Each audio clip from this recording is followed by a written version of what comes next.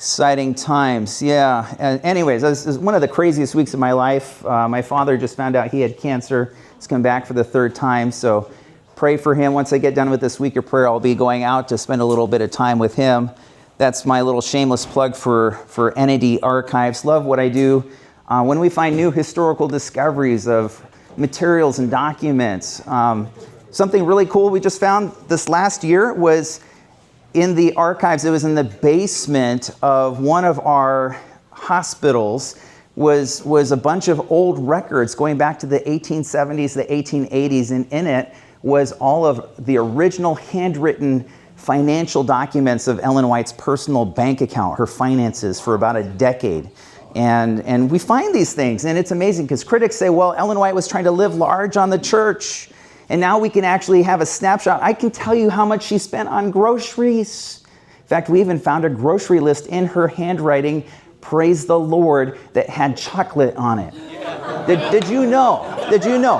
Ellen White had a soft spot for chocolate. In fact, I found not just one, but two of those handwritten grocery lists with chocolate on it. Anyways, all things in moderation and temperance, but apparently chocolate, Ellen White had a soft spot for it. So if you want to learn the latest and greatest historical discoveries, follow us. Here's some fun podcasts. My friend Judd Lake at Southern does the Ellen White podcast. Matthew Lucio does the Adventist history podcast. So as you're driving around with your church members, you need some good listening material. We do the Sabbath School Rescue, and we have the Adventist Pilgrimage podcast. So just resources we're trying to create to help support you and your church members and a better understanding of our Adventist past. So fun things. And then one other thing, this is my shameless plug for the NAD right here. A lot of you are probably following church politics, and not church politics, but the larger political landscape that's happening in this country right now more than ever. I'm claiming my Canadian heritage. Yeah. Guess who I was rooting for with this last week in the hockey. Anyways, these are real challenges. If you want some timely articles that are dealing with what these things mean, and by the way, I'm well aware, in our past, Ellen White counsels us not to be partisan, but she also is very clear that we should be informed, and we should allow our faith to shape our politics rather than our politics shaping our faith. Jesus wasn't Republican or Democrat, and our pioneers, urged us to be activists and to be informed. And so if you want some really timely articles dealing with what's going on right now, check out Liberty Magazine. So that's my plug for the NAD. One more thing I do is I also, or my office keeps track of the official statistics of our division. And so we're always trying to do that. And I represent our church at the United States Census Bureau and the U.S. Religion Survey meetings. So I attend those meetings every year. And something that you can do is you can Google the U.S. Religion Survey and find a religious demographic profile of every county of the United States.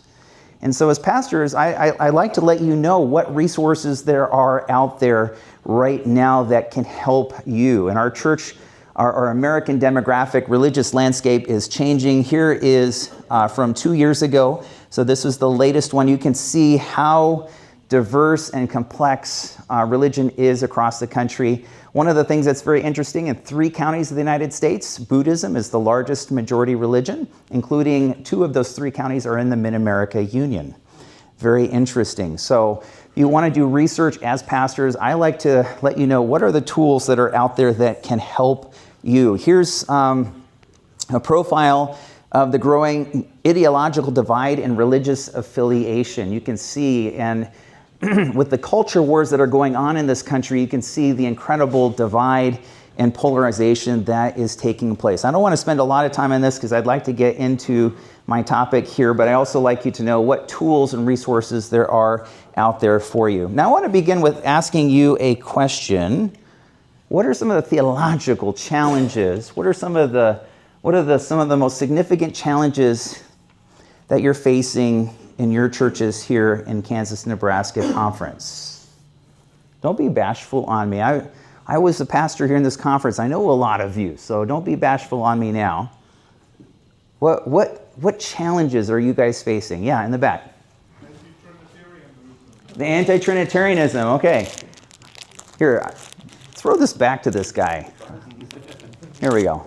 Throw that back to him. There's some socks for you. I brought some giveaways here. Yeah, there you go. There you go. Yeah, go ahead. LGBT plus people. LGBTQ. Okay. Yeah, that's a huge challenge. Can I throw this to you? There you go. Hey, look at that. All right, good. By the way, you know what these are? These are Adventist Pioneer socks that we had specially made. Now you're all gonna. What's that? Is that what you're wearing? Yeah, I'm wearing the Ellen White socks, though. You should know. Yeah. Do you like those? I do love Yeah. those. I want one. By the way, they all have quotes on them. This one is James White. Fanatics are the very hardest cases to reform. That's James White. Yeah. Mike. Politics in the Yeah, politics right now. That is a huge one. Mike, do I dare? Yes. Do I dare? Do it. Oh, let's try not to take out Ron here. Yeah. Character of God. Character of God. So, okay, unpack that a little bit. Back a little bit, and it was God angry, God a loving God. Okay. That's, coming up. So, theodicy, we would say probably. Okay. There you go. I don't know what to choose. Theology of worship, A theology of worship. which is technically You can use it or not. It's worse. All right, you guys can fight for it. There you go. All right. That's all the socks I got. So, yeah. Yeah, go ahead. the names of God. Names of God? Okay. All right. Any other interesting issues that haven't been mentioned, perhaps? Yeah. You have misuse of the spirit of prophecy. Ooh, okay. How to use Ellen White and the weaponization of Ellen White, maybe. Okay. Burgett, were you going to say? Well, years ago, I had a great challenge dealing with lunar Sabbath. Lunar Sabbath. That is amazing. I was in Asia for 6 years. We didn't have any issues at all with the lunar Sabbath. And then some, do I dare say, fanatical Adventist who had a lot of money in Asia developed a website, translated into like 30 languages, and within 18 months it was our #1 theological hot topic issue. It's amazing how issues can change very quickly. Yeah. I think the idea of sin is just on your minds. Ooh. It's in existence. Okay. It's not even existence. It's only something Yeah. that you have created. Yeah. Our young people tend to go that way a lot. Yeah. That God is not needed. Yeah. You are God. Okay. Okay.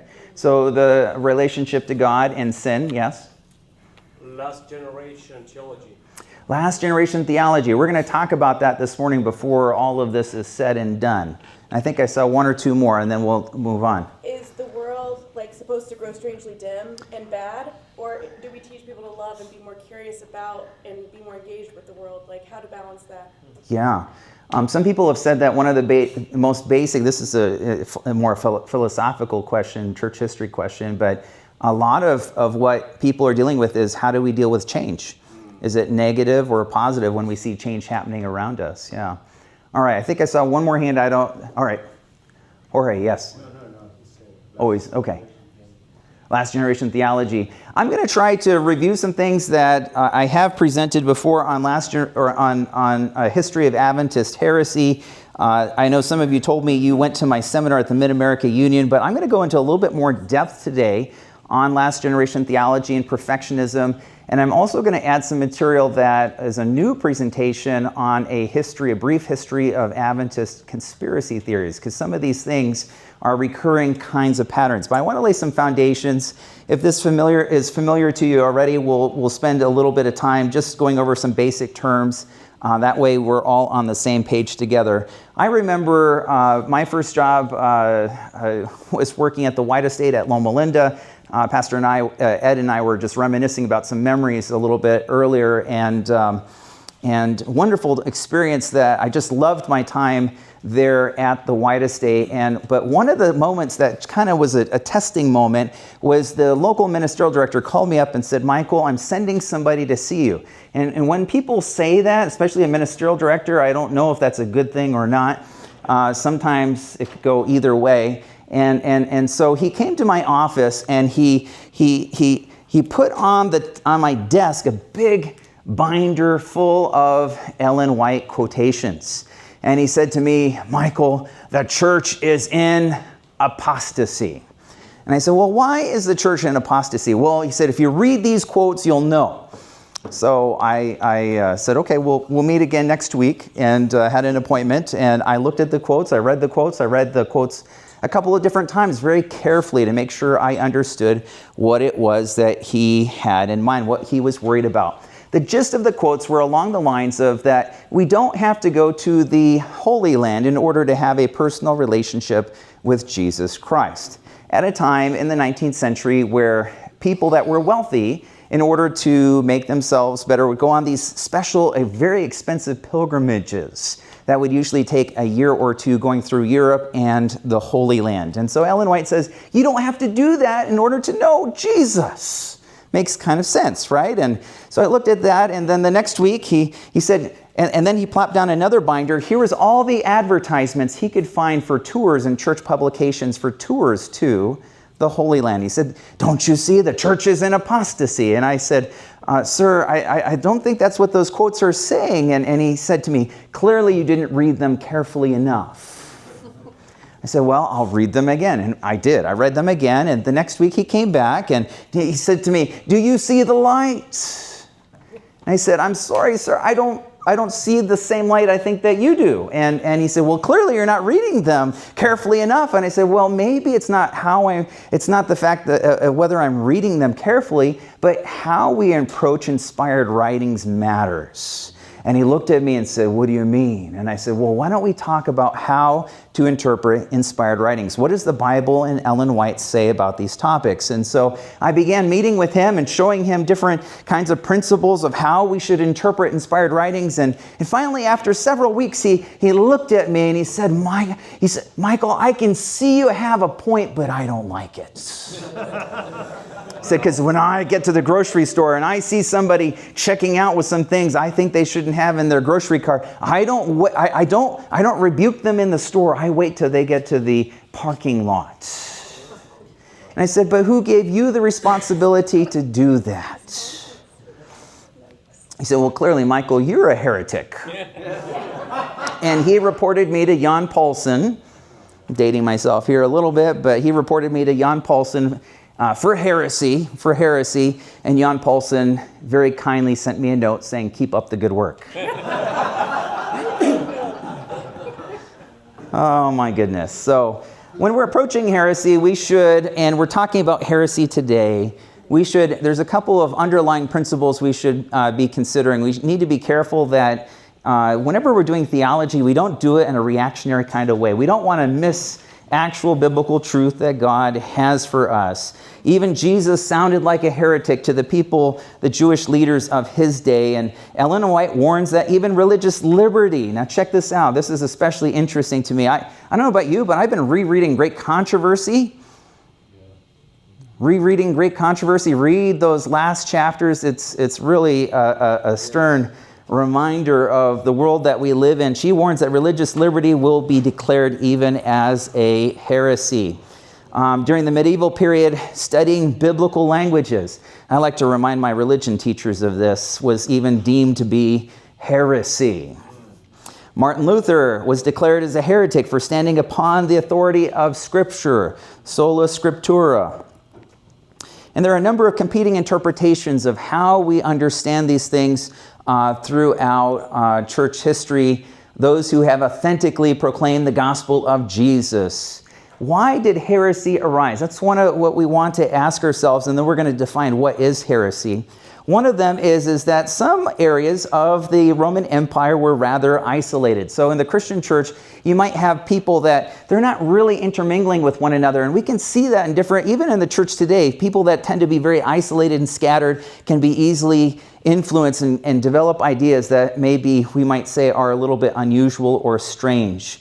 Others would be drawn by charismatic leaders. I'm thinking of the Alexandrian school of theology where people become infatuated and follow. And you probably have seen this too, where you walk into a situation and you can tell they haven't been reading the Bible or Ellen White's writings, that you can pretty easily deduce which person they happen to be a follower of, some kind of disciple of a certain person. I used to tell my students when I was teaching, I said, the worst thing that I could ever do is for you guys to become Campbellites. Now, That's sort of an inside church history joke because there actually was a Campbellite movement.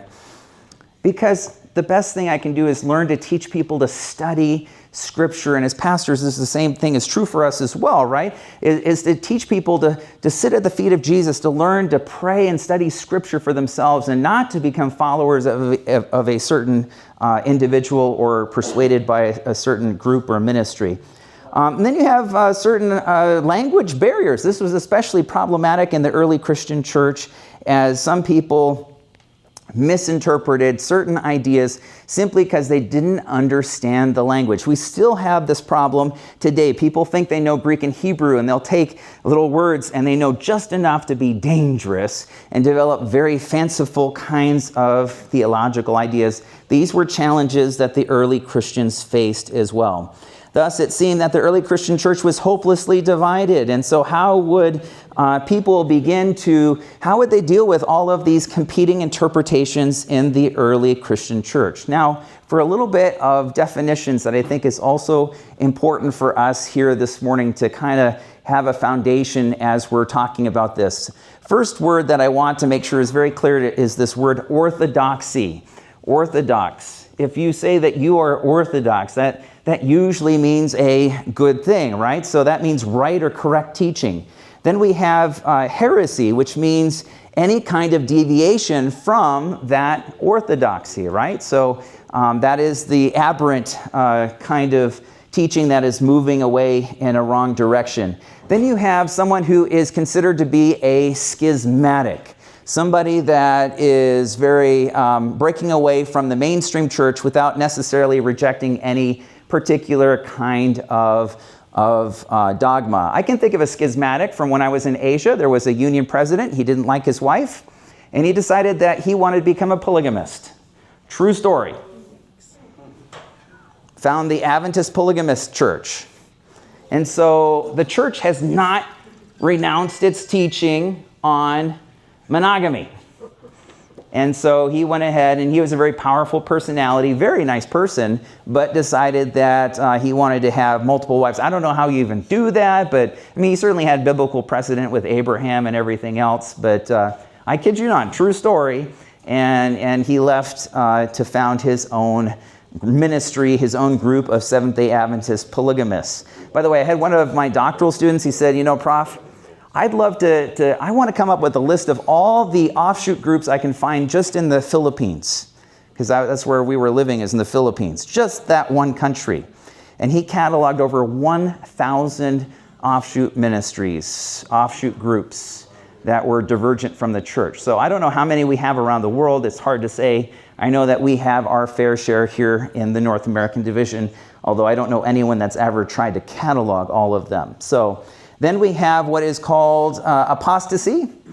We know this because some people leave the church. They leave the faith for various different reasons. We've done research studies trying to understand why do people actually leave. And that is those who've rejected the faith. And there's a number of different, it can be anything from interpersonal conflicts to moral issues to theological issues. Although I think one of the biggest challenges we have for people leaving the church usually ends up, the research shows that it usually starts as an interpersonal conflict that then leads to a theological development, and people develop theological reasons why that as a pretext why they'll leave the church afterwards. And I could give you a lot of examples of that. And then last but not least is those who are considered to be fanatics. Fanatics, a person filled with excessive zeal. Sometimes we appreciate that, but most of the time it's somebody like that person at Loma Linda who was going around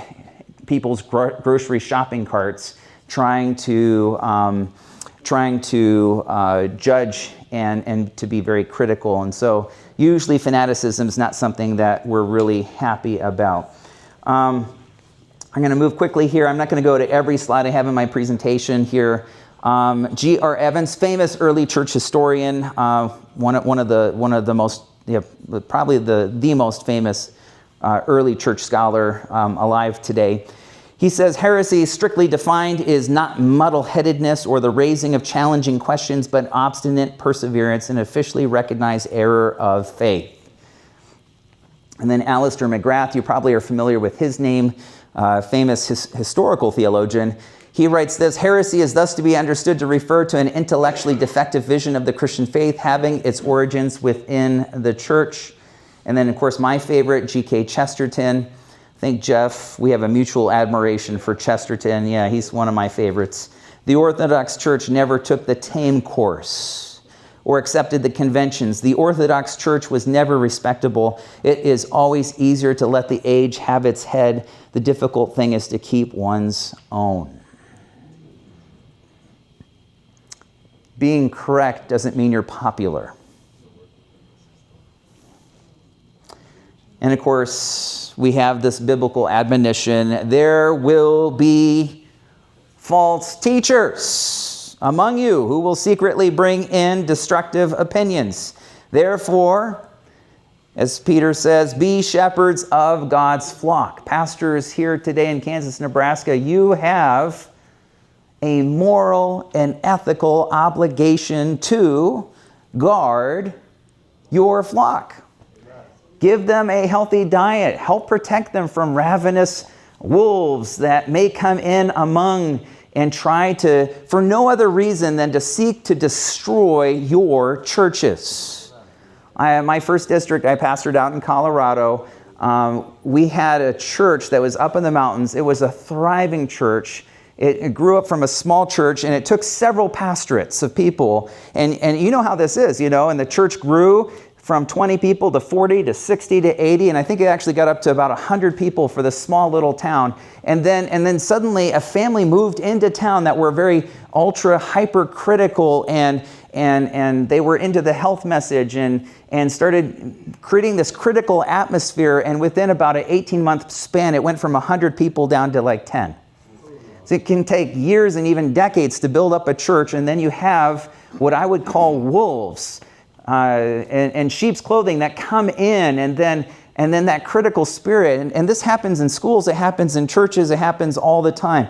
I remember another time I was pastoring a church. This has actually happened twice to me, and Branch Davidians showed up on Sabbath morning. Now, I jokingly say to my wife, I'm an expert in Adventist heresy. So when they came in, and I was trying to be a good pastor, Virgil, I really was, and I was trying to be out there in the lobby and greet people and just making people feel welcome. And so they came in, and I just happened to be the first person to meet them that day. And happy Sabbath, and they said happy Sabbath, and they passed me a piece of literature. And as soon as I saw it, I knew this was a Branch Davidian. I'd read the pamphlet before. I knew what they taught, so recognized it right away. And I said, you're welcome to worship with us here, but you're not welcome to pass out your literature. And they looked at me and said, who do you think you are? And I said, the pastor. And do you know what? Because I was a bit younger and still have a baby face, I guess, but they walked right by me, and they went ahead, and the next person started passing out literature, and I had to tap them on the shoulder, said, I don't think you heard me, excuse me. And you're welcome to be here, but you're not welcome to pass out your literature. And they ignored me again, and then went to a third person. I said, this is how it's going to be. I don't like to pull this card, but when extreme situations, sometimes you do. And I said, look, I've already asked you twice. This is the third time, and I'm asking you to leave now and not come back. Because I realized right away that they were there for no other reason than to destroy. And unfortunately, sometimes we don't like to do that. We want to baptize people. We want to bring people into the church, and we want to love them and see them grow. But there are some people who come in the door, and they are there for no other reason and purpose than to destroy your flock. Now, we have to do it in a loving and gracious way, of course, but when that moment comes, you have to be ready. You have to be on your A game and know, this is not acceptable. I have to ask these people to leave. I need to make sure that is part of your moral and spiritual leadership obligation as pastors. Now, I have an argument that I'm going to try to make here today, and I don't have time to flesh it out fully, but I think this is in the process of becoming a book. And I ironically am going to call it what I'm calling this series that I'm sharing with you today, A Brief History of Adventist Heresy, because there's nothing brief about it. But one of my core arguments, now check this out. I think this has really stunned me. And that is this, that all of the early church heresies have reappeared in Adventist history.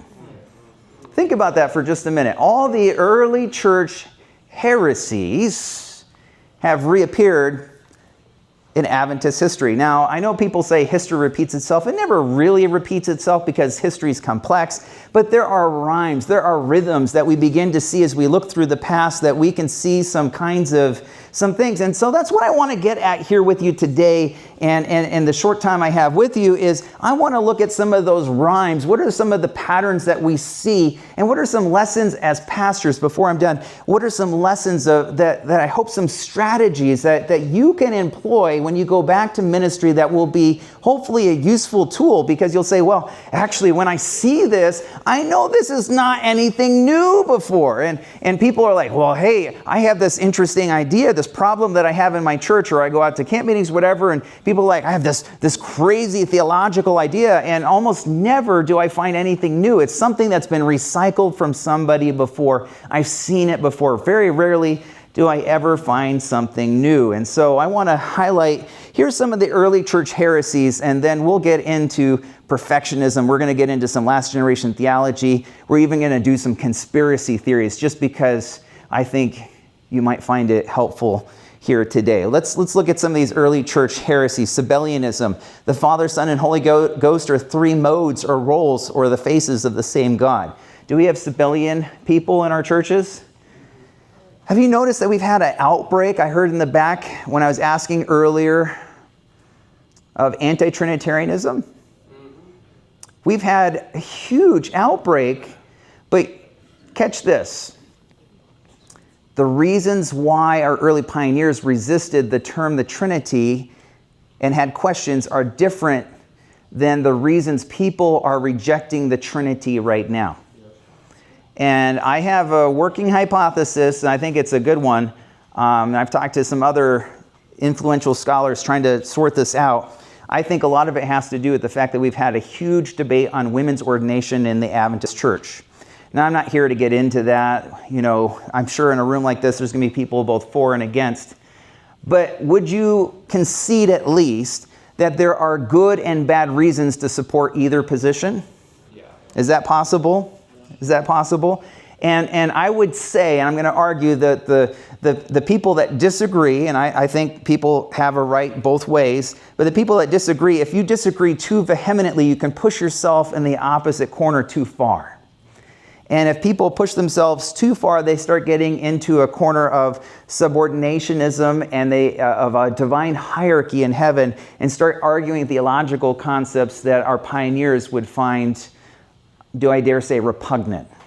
Okay? That those were things, theological concepts that they would have clearly rejected. So we have to be careful, and there's a lesson here, and I'll come to this later, but we need to be careful when we do theology. We don't do it in opposition. So I disagree with you, and you with me, and so then we become what's called polarized. And this is one of the greatest dangers we have in theology. We're seeing this in our society. We're seeing this a lot of different places. And so this polarization. And so we need to work and fight against this polarization. I have a few strategies. I'll talk to you later about that. Docetism. That means that somebody similar to Sabellianism that says Christ was not a real human being and didn't have a real human body. Adoptionism. The idea that Jesus was adopted at conception. Apollinarianism. Jesus was not even a real man. Or Arianism and variations of Arianism. Jesus was considered the special creation of God, created at some point in the distant past, okay? Let me give you some more of these heresies. Donatism. Now we're getting into some fun stuff here, okay? The Donatists. After Donatus the Great, this extreme asceticism. These guys were the people at the. How can I say this in a nice way? Okay, because I'm actually a very happy vegetarian saved by Jesus Christ. But there are some people that go to an extreme on this topic, right? Is it possible they go on an extreme? And this was the Docetists. All right, I do have my famous story, and it is actually a true story from early on in my ministry. where I had the potluck police. Some of you have heard me tell this story, the potluck police. And so he would patrol Docetists. He was a Adventist Docetist, okay? And he would go through and look and tell people. One day, my head elder's wife had breast cancer. He went up to her and said, if you'd only followed the spirit of prophecy, you wouldn't have breast cancer. Of course, she came to me with tears in her eyes.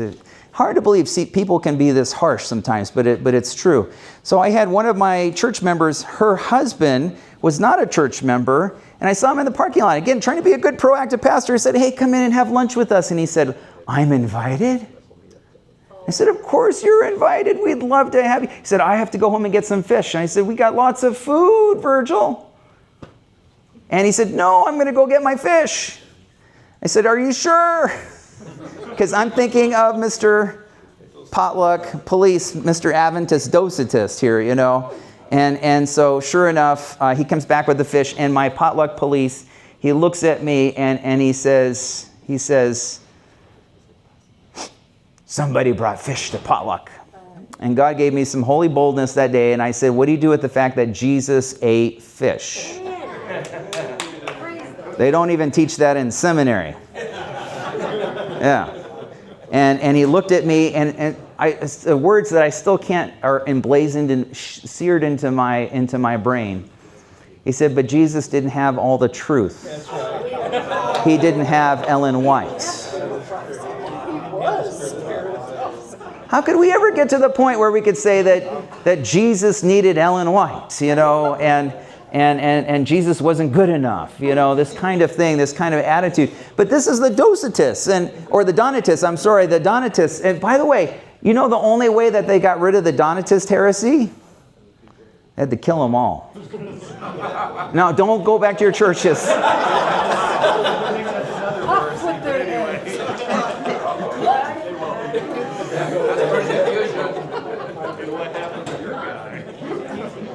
But North Africa, when the Muslims invaded and wiped them out, that was the only way that heresy finally subsided. So when we talk about how heresy and theology, what you believe matters, how we interpret inspired writings matters, and I even say it can be hazardous to your health. I have this image in the back of my mind of this guy that couldn't live with himself because he didn't know what it meant to be an Adventist and know and love Jesus. And that tremendous guilt and everything else. I could see he was not a happy Adventist. I'd go up to him and say, Happy Sabbath, and he said, it is not a happy Sabbath. And so then I called him Grumpy Adventist. But it's a sad story when we think of these kinds of things. Gnosticism, this is where we're going to get into conspiracy theories here in just a little bit, okay? Gnosticism, secret knowledge. If you only know who the Jesuits are, you would be able to solve all of the church's problems, right? This kind of thing this kind of secret knowledge. This is very, very alive and well in Adventism here today. Manichaeanism, that's the separate religious group that blends Christianity with Gnosticism, Mithraism, Neoplatonism. Do we have problems with this today, guys? Yeah, people don't even know what they believe anymore. It's a mix of all kinds of crazy stuff all together, and that becomes, we call this syncretism, right?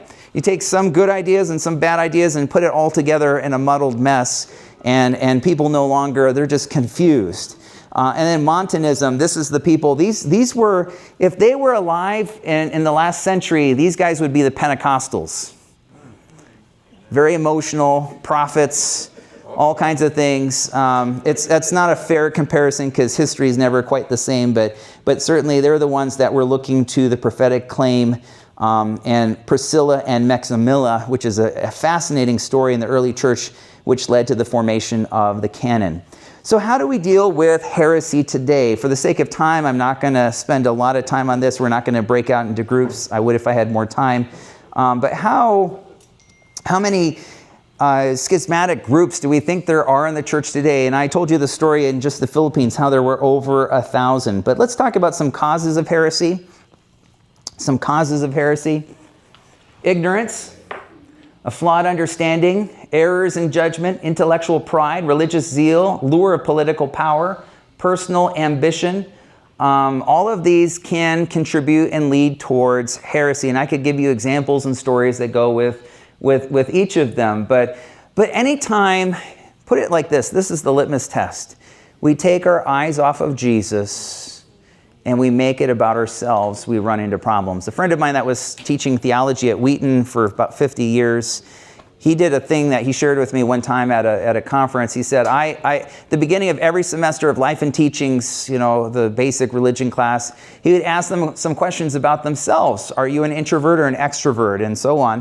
And then on the final exam, he had a couple questions that had no point value, but he wanted to know. He said, do you think Jesus was an introvert or an extrovert? And a 99% correlation over his whole career.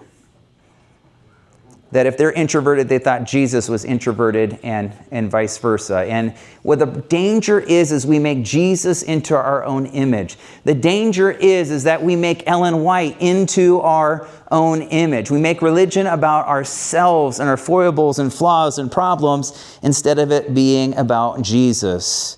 Allison says that one of the challenges is that heretics crave fame. They want to be in the limelight. They want all of the attention. They want all of the clicks and visits that they can to be able to get the millions of views that some of these different groups. One of my best friends when I was teaching at Southwestern at SWAU, and Buster Swoops. Yeah, and so I said, I know what we need to do. If we want to get on the big time, just the crazier the ideas, the better. We could get millions of views if we just started claiming all kinds of secret knowledge, all kinds of unusual ideas. And this is one of the problems in church history, and it's certainly true in Adventist history. People begin to make it about themselves. Hippolytus had this idea, but for the sake of time, I'm just going to quickly go on. But I want to point this out here that, so how do we deal with these kinds of challenges? How do we know how serious a particular issue may be, a challenge, a theological challenge, or whatever that might look like that we've been talking about? And I think that there's a number of concentric circles that can, and actually I should probably redo this slide because there should be an inner circle right in the middle there that has Jesus, right? Right there in the middle, Jesus. And then outside of that, you have Scripture, you have our fundamental beliefs, you have culture and lifestyle, and you go further and further out in that in those concentric circles, the more gracious we have to be. But when it is a challenge to the core, right there to the center of what we believe on Jesus and Scripture or our fundamental beliefs, those become things that we have to actually be concerned about. We have to take some time to be aware and recognize the severity of the challenge itself. We need to make sure that we're always keeping it about Jesus. We have some advice from John Fulton, one of my heroes in Adventist history, one of the great missionaries that went through the South Pacific. He was on the Pitcairn, among other places. And he writes this kind of thing. He says, we have theological challenges. We always have had theological challenges, and I'm using my own words. So this is my Campbell Cliff Notes, or what I call soup notes here, okay? So the short version, and that is when you look at that when people are trying to make it all about themselves, right? That then these offshoot groups, what they're trying to do is they're trying to be critical and they're trying to draw away people to themselves. Kind of like the Branch Davidian that I was telling you the story about, trying to draw away people to themselves instead of actually being evangelistic, or in his terminology at that time was evangelical. That just means to be outreach oriented, right? Do you see these groups as just siphoning off to themselves and trying to draw followers? Or are these people actually going out and trying to introduce people to Jesus? That is one of those litmus tests of whether we have an actual offshoot group versus a actual group that is healthy and focused on Jesus. First offshoot movement in Adventist history. The story begins with two Adventist neighbors. Sometimes it's not good to have two Adventists living next to each other. I had two General Conference leaders. They lived next to each other. They did not like each other. I knew both of them because we were friends with both of them, but they clearly did not like each other. 1853, two Adventist families.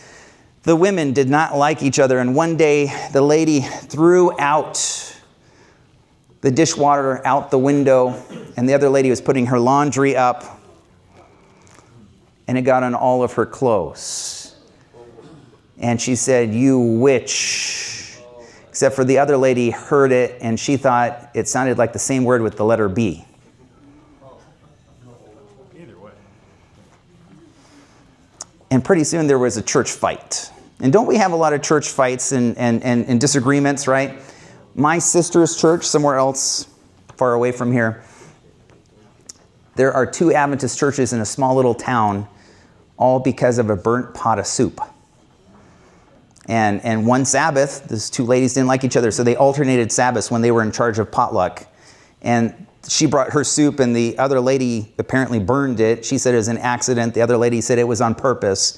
And today there are 2 Seventh-day Adventist churches in that town, all over a burnt pot of soup.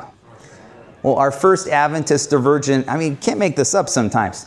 For the First Adventist group, the church was divided. And guess who comes to church that next Sabbath? James and Ellen White. And Ellen White has a vision. And she has shown that this lady had not acted with Christian kindness and decorum, and she was in the wrong. And all the other people in church said, "Victory. We are in the right. The spirit of prophecy is on our side. Submit and humble yourselves and repent." And then the next night, Ellen White has another vision.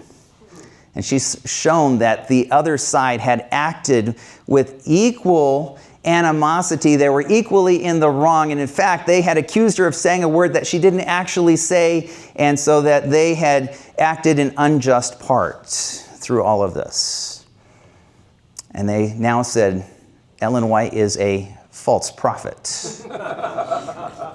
And this is a short version of the story of how we developed the very first Adventist offshoot movement, the messenger party that ended up, and of course they schismatically left Adventism. They actually had a press for a while, and after about 20 years or so, they fizzled away and disappeared because they were not evangelistic in nature. They were only antagonistic, interested in drawing away. So one of the first, I think, lessons we have to see from this is in the midst of heresy, we're going to see some patterns here, some challenges, but really we want to come back to this idea of how do we learn from this. Certainly this is not new to any of us in Adventist history studying this. There's a lot of different case studies